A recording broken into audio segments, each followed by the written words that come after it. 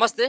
తెలంగాణ రాష్ట్రం ఏర్పడి దరిదాపుగా 13, 14 సంవత్సరాలు అవుతున్నప్పటికీ ఆంధ్రాలో ఆంధ్ర సంబంధించిన నాయకుల యొక్క పెత్తనమే తెలంగాణలో నడుస్తా ఉన్నది. ఆంధ్ర నాయకుల యొక్క విగ్రహాలు తెలంగాణలో ఎందుకంటూ తెలంగాణ మేధావులంతా కూడా విభేదిస్తున్నటువంటి పరిస్థితి కనబడతా ఉంది. అంతేకాకుండా ప్రొఫెసర్ నాగేశ్వరరావు పైన భయంకరమైనటువంటి కుట్ర జరుగుతూ ఉన్నది. అరెస్ట్ చేసేటువంటి ప్రయత్నం జరుగుతుందంటూ ఈరోజు ప్రెస్ మీట్ ద్వారా తెలంగాణ సమాజానికి సంబంధించినటువంటి మేధావులంతా కూడా ఒక రౌండ్ టేబుల్ సమావేశాన్ని కూడా ఏర్పాటు చేయడం జరిగింది. ఈ రెండు అంశాలపైన మాట్లాడేటువంటి ప్రయత్నం చేద్దాం. మనతో పాటు పాషం యాదగిరి సార్ మాట్లాడదాం. సార్, ముందుగా ఈ విగ్రహాలకు సంబంధించిన విషయంలో మొదటి నుంచి కూడా బాలసుబ్రహ్మణ్యం సంబంధించిన విగ్రహాన్ని సైతం కూడా వ్యతిరేకించడం జరిగింది. రోషాయి విగ్రహం పెడదామని చెప్పేసి రేవంత్ రెడ్డి అన్నాడు. అలాగే ఎన్టీఆర్ విగ్రహం సైతం కూడా రేపో మాపో ప్రారంభోత్సవానికి సిద్ధంగా ఉన్నటువంటి పరిస్థితి. ఈ విగ్రహాలకు సంబంధించినటువంటి విషయంలో మీలాంటి తెలంగాణ మేధావులు ఏం చెప్పదలుచుకున్నారు? ఒకటి, తెలంగాణ కోసం, తెలంగాణ ప్రజల కోసం, తెలంగాణ హక్కుల కోసం పోరాటం చేసిన విగ్రహాలే ఇక్కడ ఉండాలి. కొండా లక్ష్మణ్ బాపూజీ విగ్రహాలు, కొండా లక్ష్మణ్ బాపూజీ తెలుసా వీళ్ళకు? వాళ్ళకు తెలియదు, వీళ్ళకు తెలియదు. ఎంత నిజాయితీగా పనిచేసినా, తెలంగాణ కోసం పనిచేసిండు. మంత్రి పదవి చూన బొడ్డని ఇసిరి పారేసిండు. ఆయన విగ్రహాలు ఎందుకు పెడతలేరు? గద్దర్ విగ్రహాలు తయారు చేస్తే కూడా గజల స్వామి అంటే తయారు చేసిండు. కరీంనగర్లో ఇప్పటిదాకా పెట్టిస్తారు. ఏడాది అవుతుంది. అందరు చుట్టూ తిరిగిండు, ముఖ్యమంత్రి చుట్టూ కూడా తిరిగిండు. అయినా పర్మిషన్ ఇస్తలేరు. ఎందుకు ఇస్తలేరు? అంబేద్కర్ విగ్రహాలు ఎందుకు పెట్టినిస్తలేరు? ఎక్కడన్నా మీకు సంగమేడి సత్యనారాయణ విగ్రహం పెట్టినరా? ఎందుకు పెట్టినే లేదు? అసలు తెలంగాణ కోసం పనిచేసినది ఆఖరికి బెల్లెలత విగ్రహం పెట్టాలంటే కూడా 10 మంది చుట్టూ తిరగాల్సి వచ్చింది. చివరికి దిక్కు లేక పెట్టింది. ఎందుకంటే మొత్తం భువనగిరంతా ఏకమైంది. గాన కోకిల ఆమె, తెలంగాణ బిడ్డ. ఆమెను మొట్టమొదటి చంపేసినారు. చంపించింది మాధవరెడ్డి, చంద్రబాబు నాయుడు చంపించింది అప్పుడు.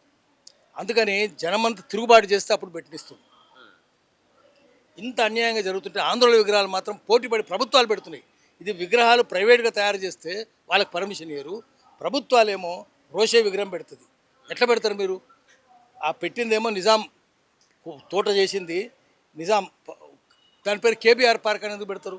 సరే, ఉస్మాన్ అలీ ఖాన్ పేరు పెట్టమంటలేము. నిజాం పేరు ఎట్లా పెడతారు మీరు? నిజాం పేరు పెట్టకుండా మీరు బ్రహ్మానంద రెడ్డి పేరు ఎట్లా పెడతారు? పెట్టకండి నిజాం పేరు. కానీ ఇంకేదైనా తెలంగాణ వాళ్ళ పేరు పెట్టండి. కాసు బ్రహ్మానంద రెడ్డి నరహంతకుడు కదా. I want dead bodies, dead bodies, dead bodies అని రోజు అరిచి గీపెట్టి రోజు 2-3 చంపించినాడు కదా. 369 మంది ఉసురు పోసుకున్నాడు వాడు. వాని పేరు ఎట్లా పెడతారు మీరు? రోషే విగ్రహాలు ఎట్లా పెడతారు? నీ పెదవుల మీద మందారాన్ని, అదరం మీద మందారాన్ని, నీ నడుము మీద వడ్డానాన్ని బూత్ పాటలు పాడిన ఎస్పీ బాలసుబ్రహ్మణ్యం విగ్రహాలు పెడతారా మీరు? బూత్ పాటలు కదా వాడు పాడింది. సినిమా వాళ్ళంతా అదే కదా.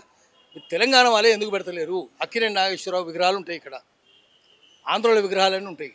సినారే విగ్రహం ఉండదు, వట్టికోట ఆళ్వార్ స్వామి విగ్రహం ఉండదు, సామల సదాశివ విగ్రహం ఉండదు, సంగముడి సత్యనారాయణ విగ్రహం ఉండదు. గద్దర్ విగ్రహాన్ని తయారు చేస్తే కూడా పెట్టుకోనివారు మీరు.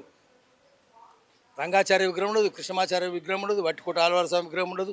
తెలంగాణ వాళ్ళ అన్నిటికీ ఆఖరికి ఫిలిం ఛాంబర్లో కూడా పైడి జయరాజు బొమ్మ ఉండదు. ఎన్టీ రామారావు, నాగేశ్వరరావు కాలి కోటికి సరిపోరు. 1980లో ఆయనకు దాదాసాహెబ్ ఫాల్కే అవార్డు వచ్చింది. 300 మరాఠీ సినిమాలు, 400 హిందీ సినిమాలు హీరో ఆయన. తెలుసా మీకు? మూకీ సినిమాల్లో నటించిండు ఆయన. చార్లీ చాప్లిన్ ఉన్నప్పుడు నటించిండు ఆయన. అప్పుడు మాటలు రాకముందు, టాకీలు రాకముందు, మూకీలు ఉన్నప్పుడు. అటువంటి ఆయన విగ్రహాలు కూడా పెట్టిస్తారు కదా. పెడితే బొమ్మ కూడా ఉందా? ఎక్కర్లేదు. అంటే బుద్ధి ఉందా మీకు? ఇంకా ఆంధ్ర పరిపాలన ఉంటుందా? తెలంగాణ పరిపాలన ఉండదా? తెలంగాణ రానియరా?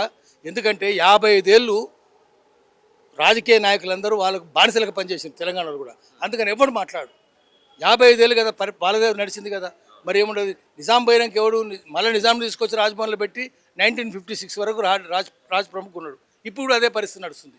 మొత్తం ఆంధ్రలో పరిపాలన ఉన్నది, తెలంగాణ పరిపాలన. తెలంగాణ సోయి లేదు, తెలంగాణ సంస్కృతి లేదు, ఏమి లేదు. అంటే ఇక్కడ రేవంత్ రెడ్డి ప్రభుత్వాన్ని ఏర్పాటు చేసిన తర్వాత మొన్న జరిగినటువంటి జూబ్లీ హిల్స్ ఎన్నికల టైంలో కావచ్చు, రోషా విగ్రహానికి సంబంధించినటువంటి ప్రస్తావన ఆయన తీసుకురావడం జరిగింది. ఎన్టీఆర్ విగ్రహాన్ని సైతం కూడా ఆయన ప్రస్తావన కూడా తీసుకురావడం జరిగింది. ఎందుకు రేవంత్ రెడ్డి పదే పదే ఆంధ్రాకు సంబంధించిన నాయకుల విగ్రహాలకు సంబంధించిన అంశాన్ని తెర మీద తీసుకొస్తారని చెప్తుండ్రు? జూబ్లీ హిల్స్ సొసైటీలు ఎందుకు చెప్పిండంటే, జూబ్లీ హిల్స్ సొసైటీలు అందరూ ఎవరున్నారు?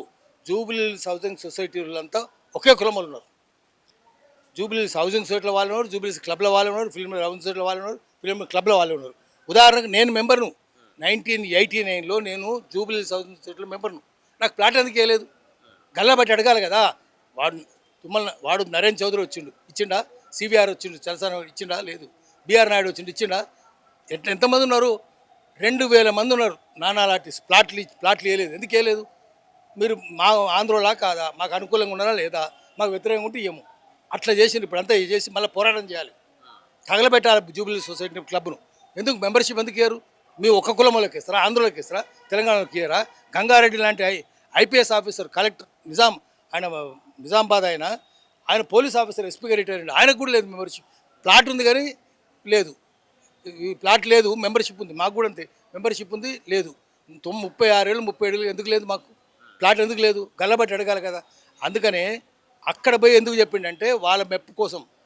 అసలు నిజానికి రేవంత్ రెడ్డి కూడా ఇవ్వలేదు మెంబర్షిప్, వాళ్ళ మామ కూడా ఇవ్వలేదు పద్మారెడ్డికి. అయినా సరే చేసిరు, చివరికి కొన్నరాళ్ళు. క్లబ్ మెంబర్షిప్ కూడా లేదు. తిట్టేవాళ్ళు వాళ్ళందరూ, రేవంత్ రెడ్డి కూడా తిట్టేవాళ్ళు క్లబ్కి వస్తే. అట్లాంటి వాళ్ళు వాళ్ళ దగ్గర పోయి భజన చేసేందుకు మీకు? అందుకనే తెలంగాణలో 4 అంగాలు మొత్తం ఆంధ్రుల చేతుల్లో ఉన్నాయి. జ్యుడిషియరీ వాళ్ళ చేతుల్లో ఉంది, అసెంబ్లీ పార్లమెంట్ వాళ్ళ చేతుల్లో ఉన్నాయి, ఇంకా ఆంధ్రుల చేతుల్లో ఉన్నాయి, మీడియా అంతా వాళ్ళ చేతుల్లో ఉన్నది. అక్రెడిటేషన్లు ఎవరికి వస్తున్నాయి? ఆంధ్రులకి వస్తున్నాయి కదా. మన సిగ్గుందా, శరముందా? తెలంగాణ జర్నలిస్టులు ఏం చేస్తున్నారు? తెలంగాణ అకాడమీ ఏం చేస్తున్నది? గల్లబట్టి అడగాలి, గల్లబట్టి అడగాలి. మీరు గల్లబట్టలు నింపుకుంటారా? అక్రెడిటేషన్ తెలంగాణ సోషల్ మీడియాకి వస్తున్నాయా? మొత్తం శాటిలైట్ ఛానల్ అంటే ఆంధ్రులకి. శాటిలైట్ ఛానల్ ఎందుకు పెడుతున్నారంటే ఆంధ్రులకి అక్రెడిటేషన్ ఇవ్వాలని కోసం పెడుతున్నారు.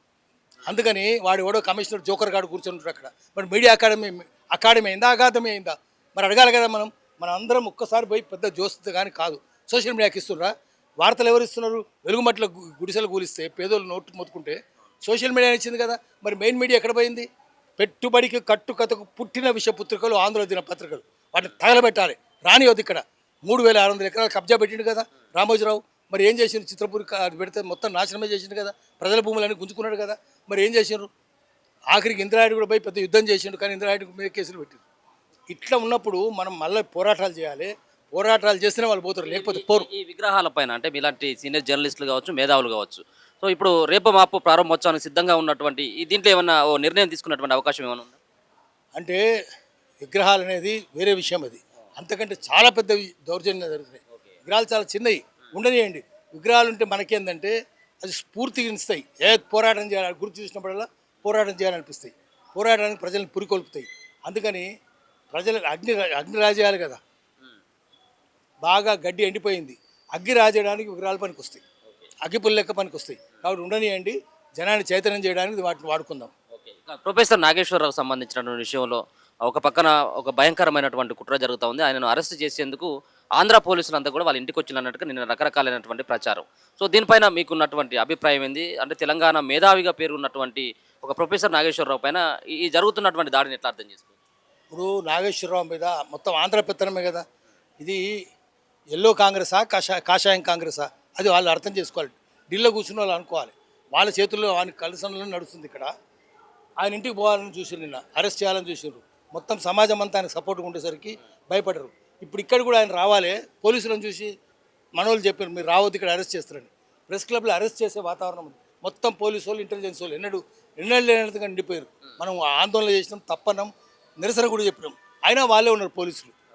అయితే మరి ఇక్కడ అరెస్ట్ చేసిన సిద్ధంగా ఉన్నారు. పవన్ కళ్యాణ్ అంటూ వాడు ఇక్కడ పరిపాలన చేస్తున్నాడు. పవన్ కళ్యాణ్ రోజుకో పార్టీ మార్చే మనిషి కదా వాడు. ఆ వాడే పరిపాలన, చంద్రబాబు నాయుడుదే పరిపాలన. వారి కనసనలో వీళ్ళంతా ఆట ఆడుతున్నారు. అందుకని పవన్ కళ్యాణ్ కాలి గోటికి సరిపోడు. పవన్ కళ్యాణ్ నాగేశ్వరరావు గారి కాలి గోటికి సరిపోడు. ఎక్కడ నీకేం చదువు ఉందా, శీలం ఉందా, సంస్కారం ఉందా? 5-6 పిల్లల్ని విదేశస్తురాలని చేసుకొని నువ్వు నీతులు చెప్తావా? దేశం గురించి మాట్లాడతావా? నువ్వు విదేశీ భక్తుని, దేశభక్తుని కాదు. నాగేశ్వరరావు దేశభక్తుడు, ప్రజల గురించే మాట్లాడు. ఎవరిని తిట్టలేదు, సంస్కారవంతంగా మాట్లాడు. తెలంగాణ ఆంధ్ర కూడా అనలేదు ఆయన అందరూ ఒకటే అని అన్నాడు, మానవులంతా ఒకటే అన్నాడు. ఆయన వామపక్షవాది. ఆయన మళ్ళీ మావోయిస్టులు కూడా కాదు, మావోయిస్టులు కూడా తప్పుపెట్టిండు ఆయన. అట్లాంటి ఆయన పట్టుకొని నువ్వు జైల్లో పెడతానని, అరెస్ట్ చేస్తానని ఏందో ఇష్టం వచ్చినట్టు మాట్లాడితే జనం ఊరుకోరు. తెలంగాణ సమాజం లేచి కూర్చున్నది, లాఠీ పట్టుకున్నది. ఎవరు పవన్ కళ్యాణ్ కానీ చంద్రబాబు నాయుడు కానీ హైదరాబాద్ తరిమిస్తారు. సో అంటే ఇక్కడ రేవంత్ రెడ్డి కూడా ఇప్పటివరకు కూడా ఇక్కడ రేవంత్ రెడ్డి కానీ ఆ మంత్రులు కానీ ఆ సంబంధించినటువంటి శాఖ చూస్తున్నటువంటి హోంశాఖకు సంబంధించినటువంటి ఎవరు పోలీసు వాళ్ళు కూడా అంటే ఆంధ్ర పోలీసులు వచ్చి తెలంగాణలో ఉన్నటువంటి వీళ్ళని అరెస్ట్ చేస్తూ ఉంటే కనీసం వీళ్ళు ఖండించకపోవడాన్ని మనం ఎట్లా అర్థం చేసుకోవాలి? అదే కదా లాస్ట్ టైం మనం కేవీఆర్ని చూసినాం, అరెస్ట్ చేసి తీసుకుపోయారు కదా వెంకటరెడ్డిని. అప్పుడు ఏమైంది? ఎవరైనా అడుక్కున్నారా? మనమే కదా అడుక్కుంది. అప్పుడు ఎట్లా తీసుకుపోతారు? చట్టం లేదా? నువ్వు ఇక్కడ పోలీసులు అడగవా? అట్లే మనోడు పోయి వేరే స్టేట్లో అరెస్ట్ చేస్తా వీలవుతుందా? ఛత్తీస్గఢ్లో పోయి చేస్తాం, జార్ఖండ్లో పోయి చేస్తాం, ఢిల్లీకి పోయి చేస్తాం అంటే అక్కడ చట్టాలు ఒప్పుకుంటాయా? ఇక్కడ ఎందుకు ఒప్పుకుంటున్నారు? వాళ్ళకి బానిసలుగా ఉన్నారా మీరు? అందుకే గట్టిగా అడగాలి. వాళ్ళ కనుసన్నలు మీరు పనిచేస్తున్నారంటే, వాళ్ళ చెప్పు చేతుల కింద ఉన్నారంటే అది ఘోరమైన తప్పు. తెలంగాణ ఇంకా మనం సాధించుకోనట్టు లెక్క. భౌగోళిక తెలంగాణ కూడా రాలేదు. సామాజిక తెలంగాణ, ప్రజాస్వామిక తెలంగాణ అటుంచి భౌగోళిక తెలంగాణ కూడా రాలేదు. అందుకని మళ్ళీ మనం ప్రజాస్వామిక తెలంగాణ కోసం మరో పోరాటం చేస్తే తప్ప ప్రజారాజ్యం రాదు.